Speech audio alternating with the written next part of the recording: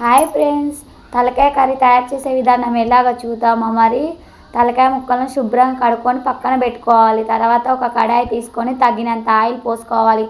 Oil హీటెక్కాక దాల్చిన చెక్క, ఇలాచి, లవంగం కూడా వేసుకోవాలి. తర్వాత 2 పచ్చిమిర్చి, ఆనియన్స్ ముక్కలు, కరివేపాకు వేసుకొని నూనెలో బాగా మగ్గనివ్వాలి. మగ్గిన తర్వాత అల్లం వెల్లుల్లి పేస్టు, పసుపు వేసుకొని బాగా కలుపుకోవాలి. కలుపుకున్న తర్వాత మనం ముందుగా కడిగి పెట్టుకున్న తలకాయ ముక్కలు కూడా వేసుకొని బాగా కలుపుకోవాలి. కలుపుకొని కాసేపు అలాగే ఉంచాలి. తర్వాత తగినంత కారం, తగినంత ఉప్పు వేసుకొని కలుపుకోవాలి. నూనె పైకి తేలే వరకు ఉంచుకొని ఒక చిన్న మీడియం సైజు టమాటా ముక్కలు కూడా వేసుకొని తగినంత వాటర్ పోసుకొని కుక్కర్ మూత పెట్టేసుకోవాలి. వేసుకొని 7 విజిల్ వచ్చాక తీసుకొని దాంట్లోకి చిన్న నిమ్మకాయ సైజు టమాటా రసాన్ని కూడా పోసుకోవాలి. 2 వెల్లుల్లి రెబ్బలు కూడా వేసుకోవాలి ఫ్రెండ్స్.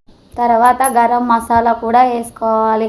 కొబ్బరి పొడి, తర్వాత కస్తూరి మేతి, మటన్ మసాలా వేసుకొని చివరిలో లాస్ట్లో ఫ్రెష్గా ఉన్న కొత్తిమీర కూడా వేసుకోవాలి ఫ్రెండ్స్. అంతే, ఎంతో టేస్ట్ అయిన తలకాయ కర్రీ రెడీ ఫ్రెండ్స్.